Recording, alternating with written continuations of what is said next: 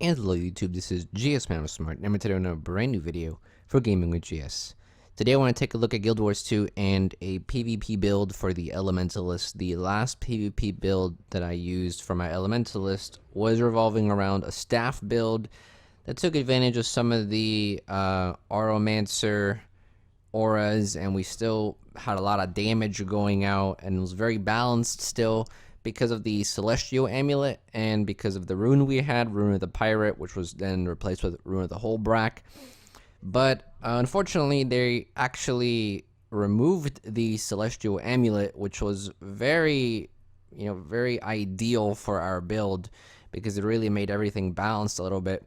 So now with the removal of that, I've decided to take a look at some other builds, experiment around a bit, and I basically come up with something here that some of you may be running this. It's fairly common, but for those of you who are new to Elementalists, who just got into PvP, hopefully this will open your eyes to something, give you some insight, and teach you how to play the class in PvP, at least how I'm playing it.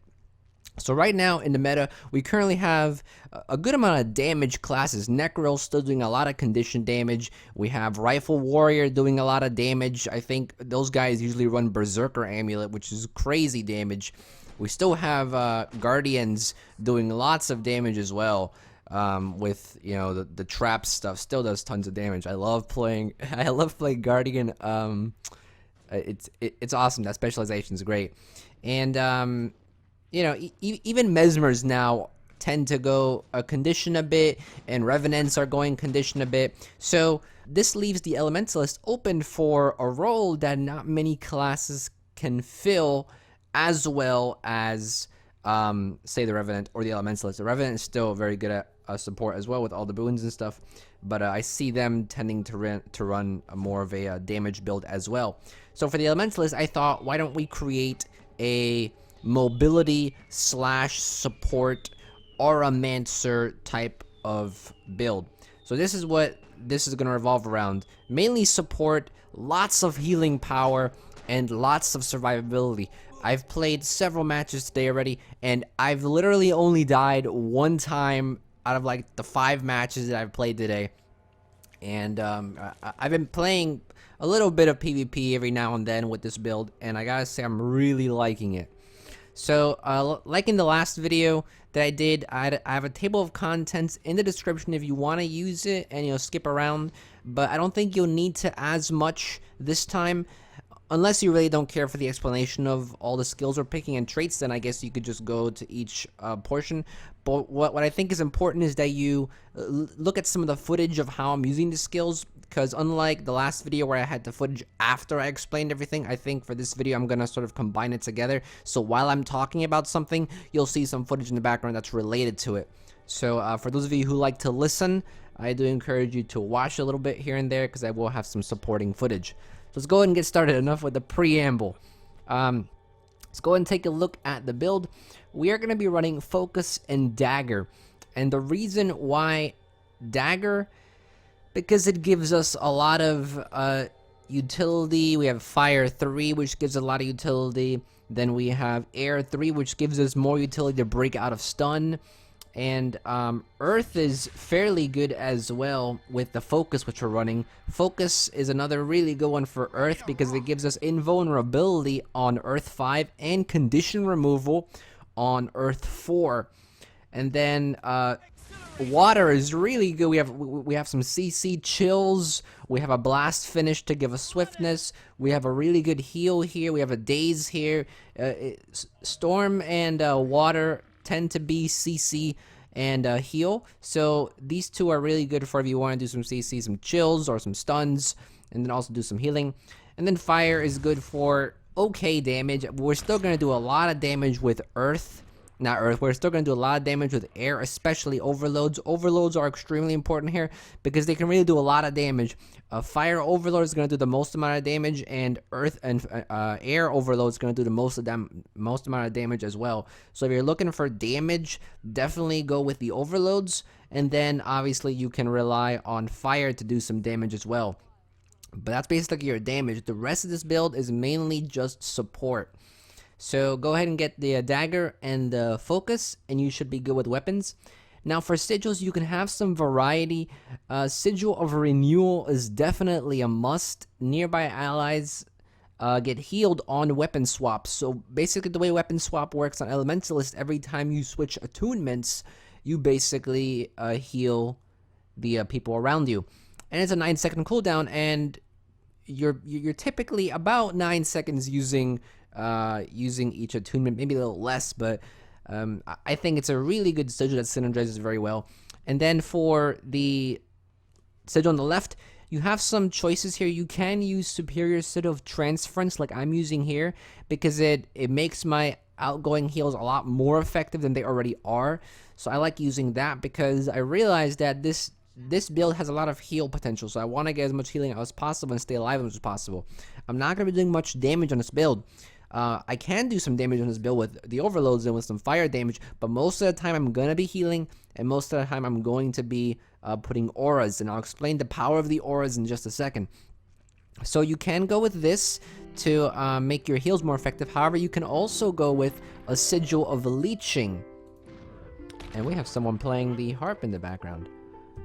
So the Sigil of Leeching is also fairly good because it steals some health from the opponent whenever you weapon switch again. So this is good. Also, same 9-second cooldown, but it's also fairly good if you don't have the Sigil of Transference. Then Sigil of Leeching is fine too. You can also go with the Sigil of Blood or the Sigil of Water. If I can type it correctly. Sigil of Blood is also fairly good because on critical hit steals health. However, this is a 50% chance on critical. It has a less amount of cooldown, and it's only if you're critical, so if you don't have much precision, which this build doesn't really focus on, then yeah, that's why I'm not really going with Sigil of Blood. However, it is an option, and then you also have an option of Sigil of Water, which basically heals nearby allies when you hit. Once again, 50% chance, lower cooldown. I don't really like the whole RNG 50% stuff, so I tend to go with things that are more permanent and that will happen. So Sigil of Renewal and Sigil of Transfer is what I'm going with. However, if RNG is in your favor, you may want to go with Water and Blood, because they're basically the same thing, just on a lower cooldown, and they tend to happen more frequent if you have, you know, the 50% chances in your favor. So that's sigils, that's your weapons. Now for the rune, Soldier's Rune is something that we even considered doing on the staff build, and it's still very good on this build, so not much change there. Soldier Rune is always, Rune of the Soldier is always a good one, mainly because this, we need to remove some conditions still. We have Earth removing some conditions with Earth 4. However, it is on a 17-second cooldown almost, and it only removes 3 conditions. And in this meta, we see people throwing a lot more conditions out to like 5, 7 conditions. So this is only going to remove 3. So getting another rune that supports that, it actually removes a condition for all of your shouts. And well, what do we have? These are shouts. Our auras are shouts, so it synergizes very well with the rune here and with our auras. And then with our amulet, we're gonna go with the Cleric Amulet, mainly because since this build focuses on healing, we're already using a healing rune. We may as well get a healing amulet. Now, you don't want to go full out healing and just all defense. You still want to do some damage with your overloads. So that's why we're going to go Cleric. It gives us some toughness and it gives us some power, most importantly, so we can still do some damage. So those are your amulets, and those are your runes and sigils. Hopefully that makes sense to you.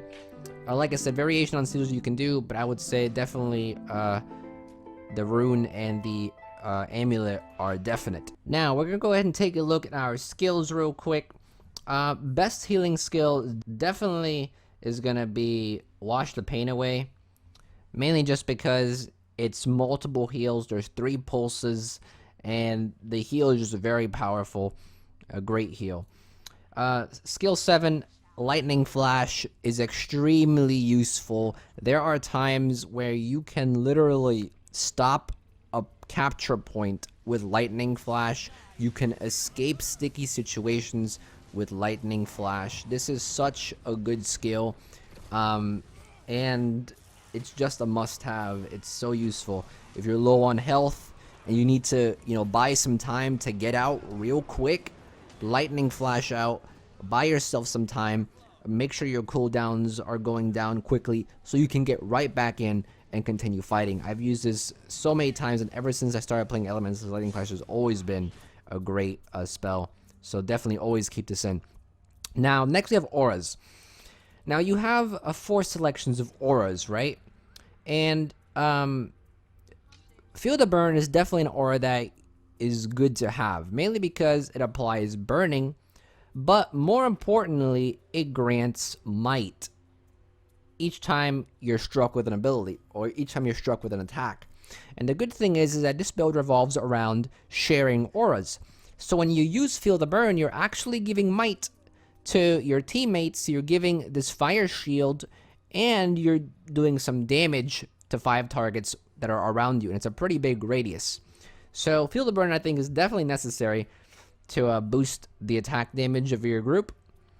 And then our second skill is going to be Aftershock, mainly because it does do a cripple, which can help you if you're trying to escape again.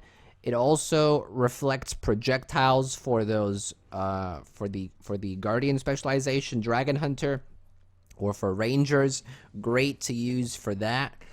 But like I said, Immobilize and Cripple is very good as well. Plus, it gives you another aura, which in general just helps your team out because it shares it to everyone around you. Now, why are we not using Flash Freeze or Eye of the Storm? Now, Eye of the Storm is not really a good aura. I don't like it much. It only gives you increased amount of speed. And most classes nowadays tend to have a speed boost that they can share among people. And not only that, but we can actually do a combo blast finisher that will actually give us a large amount of speed for a long period of time, and give it to everyone in our surrounding area as well. And I'll go over that actually right now, just to show you guys. Basically, what you want to do is you want to use air overload right here. So we're gonna go to air, and you'll see some examples in the footage as I'm using it right now. You want to use air overload and wait till the animation finishes, so that you can then, when it's done, the static field gets created, and you want to switch to water and use 3. And your 3 skill is basically a blast finisher, and that will then, give you swiftness for the entire party around you. It'll give you swiftness as well. So this is something that's really good to use whenever the match is starting. And yeah, it's pretty much that. So that's why we're not using Eye of the Storm, because we have enough speed. Now, why are we not using Flash Freeze? Flash Freeze is good to use. However, the only good thing is that it gives you a Frost Aura. However, we have so many ways of getting a Frost Aura already. We can get a Frost Aura from our Overload on water. We can get 2 Frost Auras from our traits that I'm going to be going over right now. So we have multiple ways of getting a Frost Aura. So getting another Frost Aura just seems unnecessary when you could get something like Aftershock, which can be very powerful for CC, for escaping, for slowing the enemy down, and then also for reflecting projectiles away. So that's why I'm not going to be using Flash Freeze, because it seems unnecessary. And we can already chill with other means, such as our 3 skill and our 4 skill. These will chill just as good.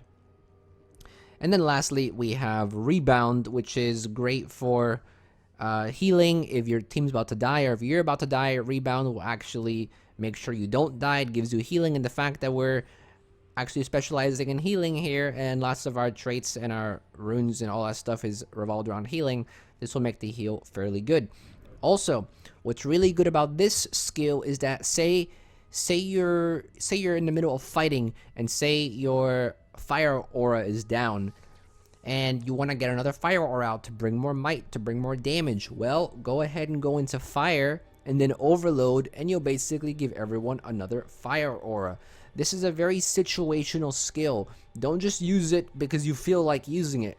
Use Rebound when you're in a situation where you need an extra aura. Say you have a ranger or a dragon hunter shooting at your team and your aftershock aura is down, or say you've already used it and they're still shooting at your team, go into earth, cast rebound. Say you need to stun some people around the area, and you, as you clearly see, we don't have a stun aura. However, you can go ahead and go into air and then use the rebound aura, and it will give you the shocking aura, which basically stuns people in your area.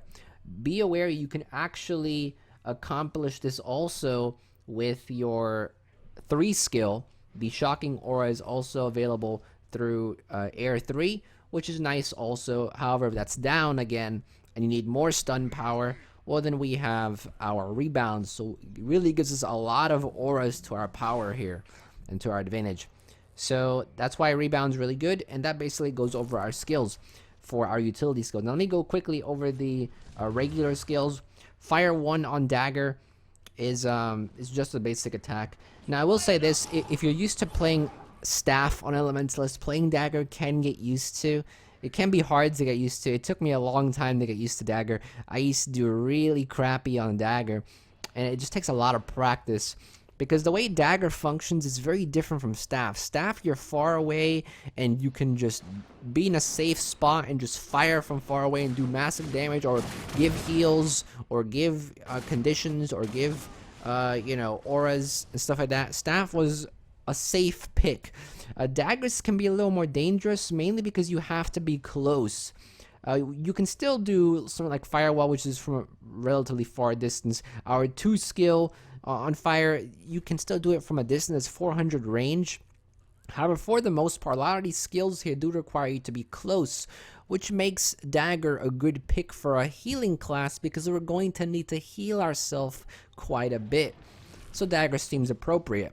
So our 1 skill here is just a regular attack. Our 2 skill here, it just deals damage out in a cone, and this is really good if you have like a lot of people around you and you really want to get some burning damage out. It does 1,000 damage, over 1,000 damage, and it gives a lot of stacks of burn. So the number 2 skill is really great in combination with the number 3 skill and the number 4 skill to bring out a lot of burn damage in a quick amount of time. If you have a lot of people around you, you can really accomplish something with your fire skills.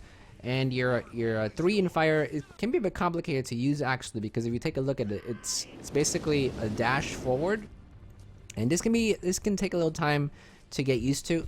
But I usually initiate into combat with this. I try to go into combat with fire 3, or I'll try to go into combat with fire 4 and then fire 3 and then fire 2. But usually 2, 3, and 4 you want to somehow mix up, whether you're going in with 3 and then using 4 and then 2, or whether you're going in with 4 and then 3 and then 2. Just don't use fire 3, like at the end of the combo, unless you're trying to escape. Fire 3 is great for escaping as well. It gives you that mobility. It's a mobility spell, and it's a great engage or a disengage if you want to try to get away. So use it how you'd like. That's basically how I'm using it, though, to mainly engage and get in the middle of the fight, and then use 4 and 2, and then maybe I'll overload, or maybe I'll overload first. It depends, but I'll go over overload in a second. And then we have our 5, which gives us might, and once again gives us a fire shield. So it's partially what Feel the Burn does. It gives us might though. So that's our fire, and then we have our fire overload, which gives us a huge amount of damage. So definitely want to use that. And with our traits, it actually gives us protection, which I'll go over in a second as well. So that's our fire skills. Now for our water skills, our 1 skill, I really don't use it a lot. It gives vulnerability to the enemy, but I don't know, I just don't use it much. 2 skill, use a lot. When you see that your teammate is dying, you want to take a look at the health bars. Always look at the left side of your screen. Look at people's health bars. If you see they're low, if you're in a big group fight, use this 2 skill. Oops, on the wrong icon. Use this 2 skill because it does a lot of healing. It also does damage. So if you're in the middle of a team fight, then just sort of spin your camera around. I love to do it with spinning my camera around, or just moving my character from left to right, and just using this 2 skill to do damage and to heal my allies at the same time. It's a really cool skill. Our number 3 skill is obviously a blast finisher, which can be used to give ourselves swiftness. However, it's also really good if you want to do some chill damage. It reduces the recharge rate, you know, the cooldowns. It makes them longer on the enemies, and it's for 5 seconds. It's a really good skill if you want to get some chill out there. It's good to use if you're in a team fight as well. It affects 5 targets. And then we have our 4, which does the same thing and also chills. However, this is a single target, so this is something you may want to use if you're say 1v1ing, which you wouldn't want to do in this build, because this build is heavily orientated around supporting your team, so you never want to go alone into a battle. You won't die, but you'll basically be wasting your time. You won't get much done. This build is very good fighting with people.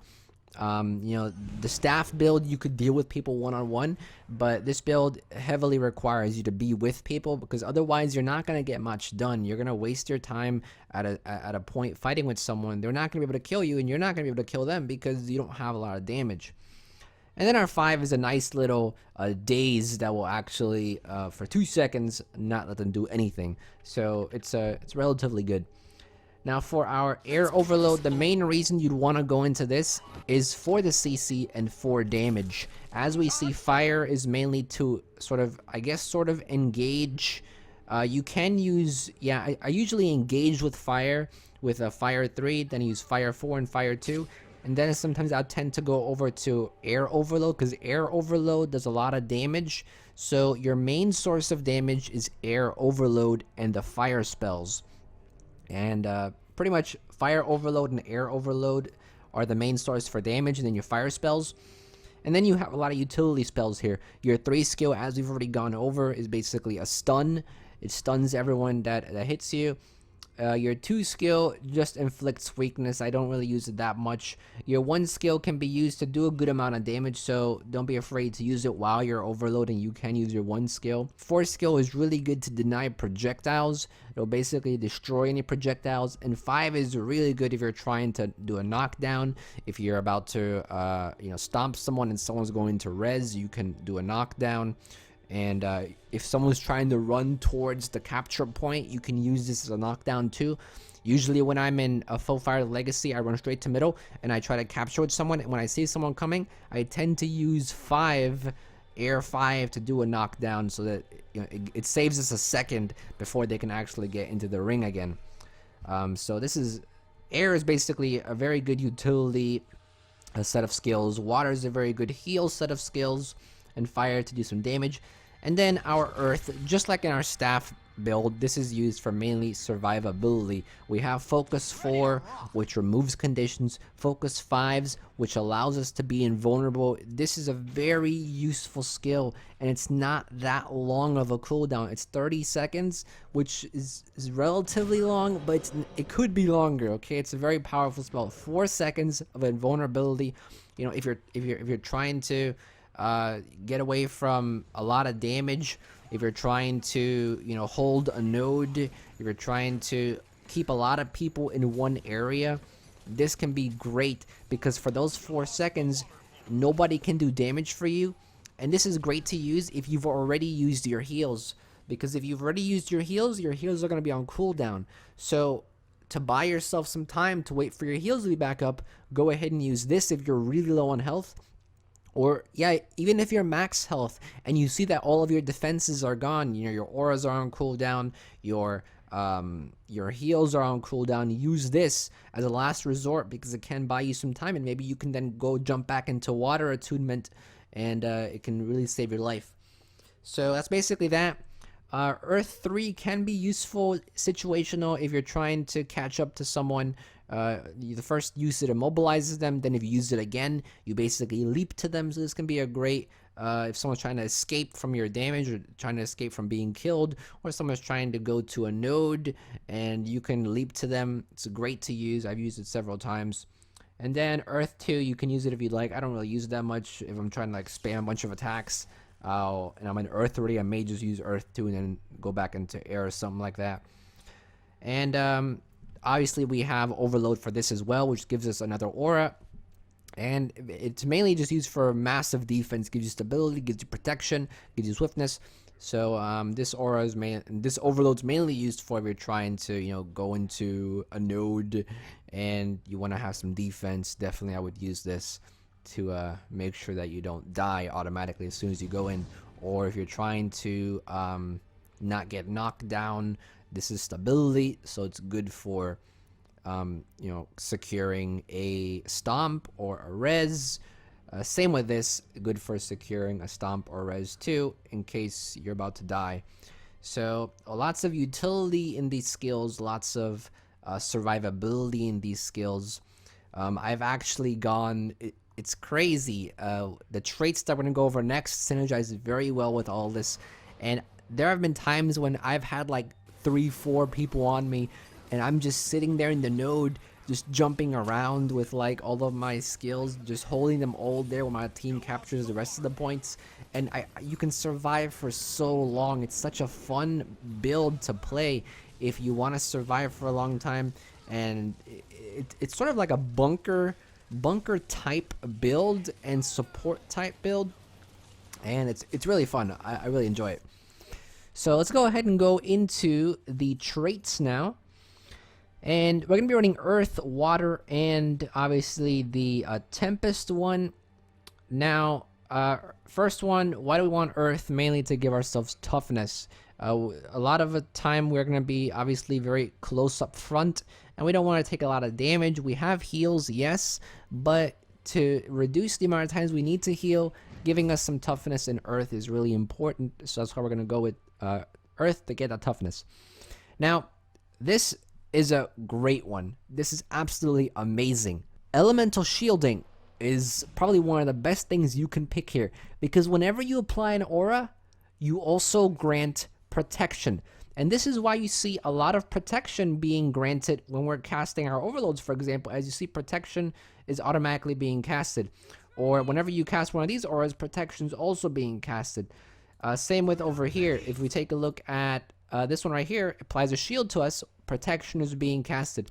So this is really great to protect your team, because whenever you cast an aura, you have so many auras here. So this will basically all stack up to give you lots of protection for a long period of time, and it will reduce the damage income by 40%, which is a huge number. Really great a trait. Definitely recommend this 100%. Don't even pick anything else. This is a must-have. Then we have obviously Earth and Blast, which, I mean, we have to get it. It's not really amazing for this build. But then we have the next one here, which gives us an easier time dealing with conditions. Now, like I said, we don't have much condition removal in this build. We do have condition removal when we go into water, but that's one condition removal. We do have our Earth 4, which is only 3 condition removal. Once you have that used, you're basically vulnerable to conditions, and they can kill you very quickly. So we need to find ways to give ourselves condition removal, and this is why we're using this. We can recover more quickly from crippling, from immobilizing, and from chilling, and this actually gives us a good mobility advantage, because these are all mobility debuffs, and because we're a very mobile class and this is a very mobile build, this actually gives us an advantage to be more mobile, to escape those stuns, to teleport away fast with lightning flash, to speed boost ourselves away, to gain an advantage from using our Earth 5 and then running away, or waiting for our cooldowns to be back up. It recovers from all these mobility debuffs and recovers from all these recharge rate reductions. Chill is an elementalist's worst nightmare. You don't want to have chill on you when you're an elementalist, because the amount of time it takes for you to switch between attunements is a fairly long time, and if we have chill on you, it's going to take even longer. So try not to be locked out of any attunements. Don't spam all of your attunements. If you spam all of your attunements, like, oh yeah, I'm gonna overload in every attunement, I'm gonna go do something in every attunement. No, you don't want to do that. Elementalist is such a class where you have to be thinking, okay, what do I need right now? Do I need damage right now? Do I need healing right now? Do I need defense right now? Do I need CC right now? It's a very situational class. So you have to be thinking, what do I need right now? Don't spam all the attunements and try to do everything, in each attunement. I tried to do that when I was a noob Ellie. Don't do that. It's going to lock you out of attunements, and if someone has chill on you, then it's going to take even longer for you to get to an attunement you want to get to. But worst case scenario, you do have chill on you. We have this, which reduces the chill duration, which is really good for us.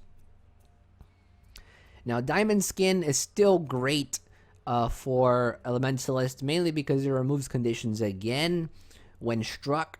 And we can always use more condition removal because we don't have the staff's condition removal. As a staff Elliot, we had a good amount of condition removal, but this time around not so much. So getting condition removal in traits is really important. So that's basically our Earth, very heavy condition removal and protection granting.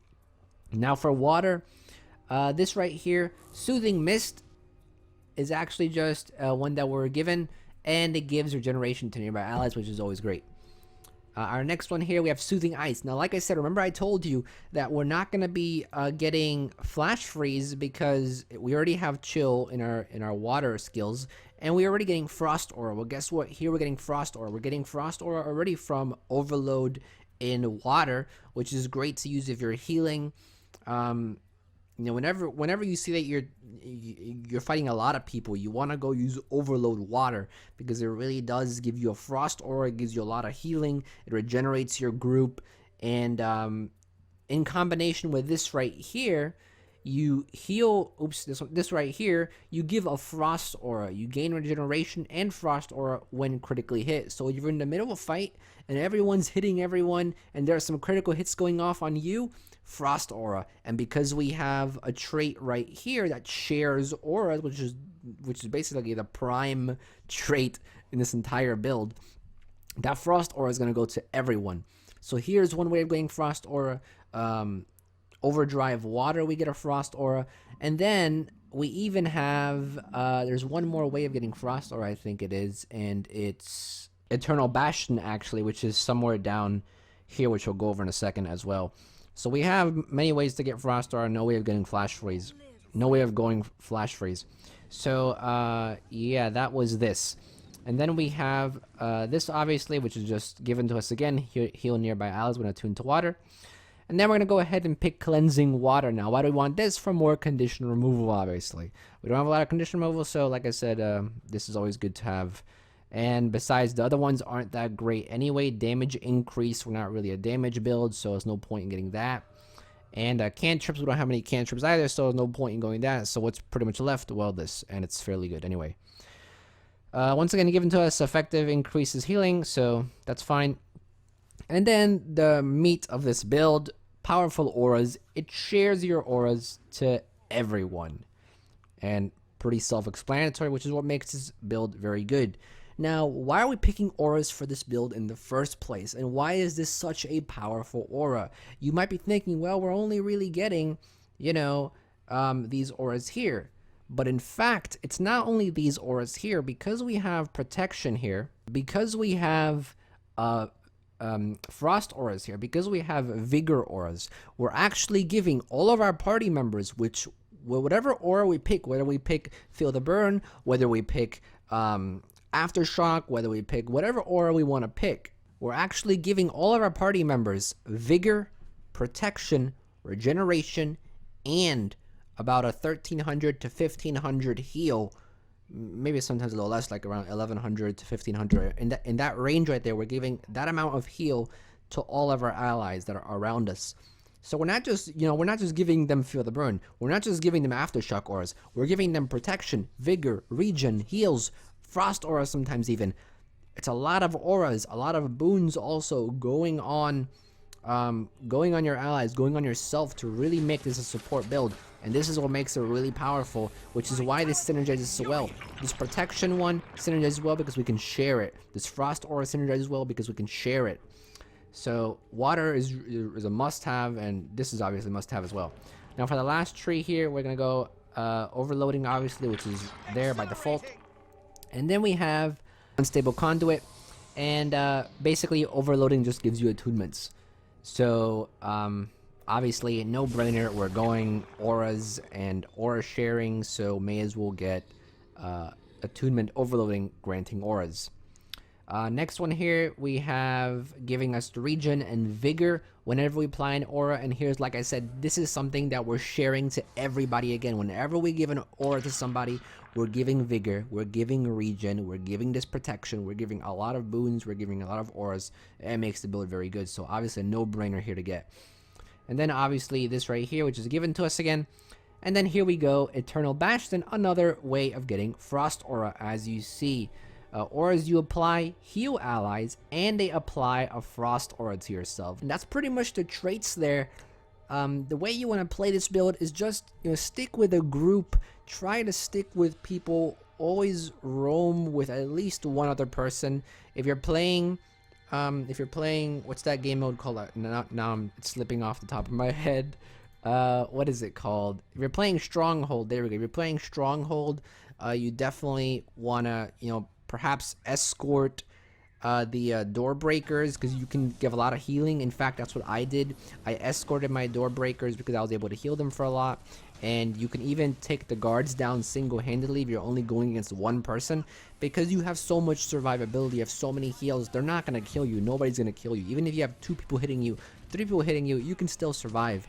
So if you're playing Stronghold, you definitely want to either escort the door breakers, or you can go stay by the guards, because you can heal the guards up as well. So either or is really good, but running for supplies I think wouldn't really benefit you. So either escort or defend, that would be the best case there. And if you're playing Conquest, running with someone as well, sticking in a small group. Obviously, don't all of you go into one group, but sticking with a buddy or 2 other people and just defending nodes is good, because you can hold a node very easily. You have a lot of survivability, so holding a node shouldn't be too hard. And you can also, like I said, you can go and attack nodes as well. Just be aware you're not going to have a lot of damage. It is possible to, if you're going with a buddy and you see that maybe there's only 1 person at a node, or maybe 2 people at a node, you can go in and do some damage. You can possibly take a node. You have lots of might to give, you have lots of auras to give, you have lots of support to give. So if you're going with somebody who has a lot of damage, then you can even possibly take nodes as well. But most of the time when I'm playing Conquest, I tend to just stick with a group, try to give as many auras as I can, try to give as many healing as I can, especially team fights. You are very powerful in team fights. In team fights, this class shines, this build shines very well, because I've been in a lot of team fights and a lot of games where we're able to stay alive for so long because of this Ellie build. This aura granting, boon granting, healing powerhouse Ellie is so good at keeping the team alive. And just watch the health bars, very important. And don't heal when you don't need to. If you don't need to heal, don't bother healing. Heal when you see that you're low, when you see that your team's low. Go ahead and go into water, use water too. Go ahead and use that, wash away the pain. And yeah, most important thing I have to tell you guys, and the best advice I can give you, analyze the situation that you're in. And I've said it already before, but I want to reiterate because it's so important. If you want to be a good Ellie player, you have to look at the situation you're in and make a decision on what you want to do. Because, for example, if you're in a team fight and you're engaging, you don't want to be in your water attunement, because there's no point in being in your water attunement when you're engaging. If you're engaging into a team fight, you want to be in air, because you can grant some stuns, you can set up the damage with your air, you can go into air overload to do some damage, or you want to be starting with fire attunement, because you can overload in, or you can fire 3 in, and then fire 4 and 2, and then overload.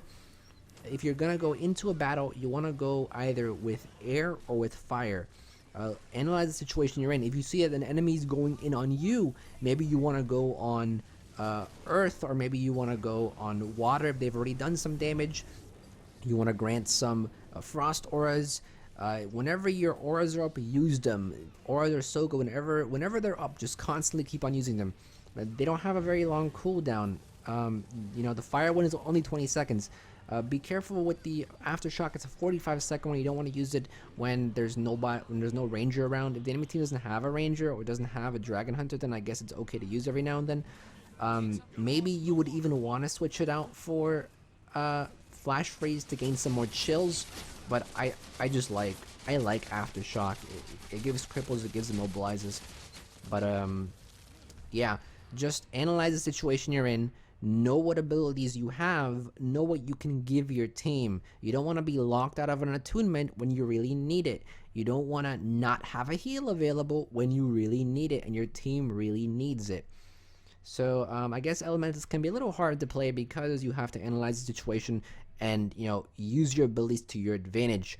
If you see a lot of people getting CC, if you're in the middle of a battle, everyone's surrounding you, maybe use a stun. You know, just read the abilities you have, think of situations you would want to use them, and then remember those situations so that when you're in it, you can actually use them.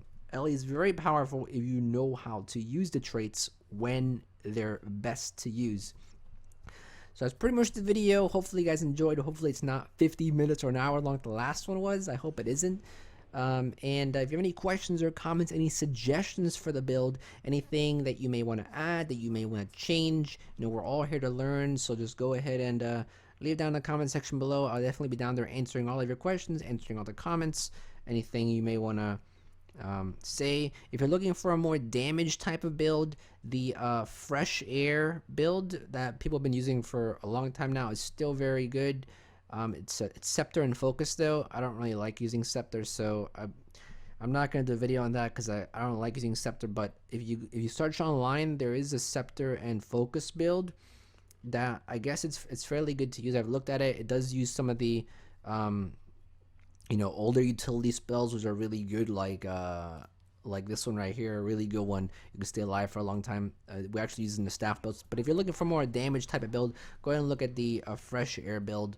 If you just Google fresh air scepter focus build, it'll come up. And yeah, pretty much it for this video. Thank you for watching. If you haven't subscribed yet, go ahead and do so. Plenty of other Guild Wars 2 content, and hopefully this helped you out, and I'll see you guys next time. Thank you for watching. I hope that this video helped you out in any way. If you enjoyed this video, please leave a like. It'll really help me out. If you didn't like it, you can leave a comment below as well and give some feedback. If you have any other comments or questions, please leave them in the comments as well. And I usually try my best to answer those comments within the next 24 to 48 hours, depending on how busy I am. I also have plenty of other content on my channel about different gaming tutorials, as well as general gaming videos for Guild Wars 2, League of Legends, Minecraft, and any others that you may be interested in. So if you're interested in that type of stuff, check it out. And if you like what you see, you can subscribe too. Would really appreciate it. You can also check out my other channels and social medias as shown on the screen right now. And with that, thank you so much, everyone. And this is GSmaniamsmart, and I'll be back sooner than you think. Don't go anywhere.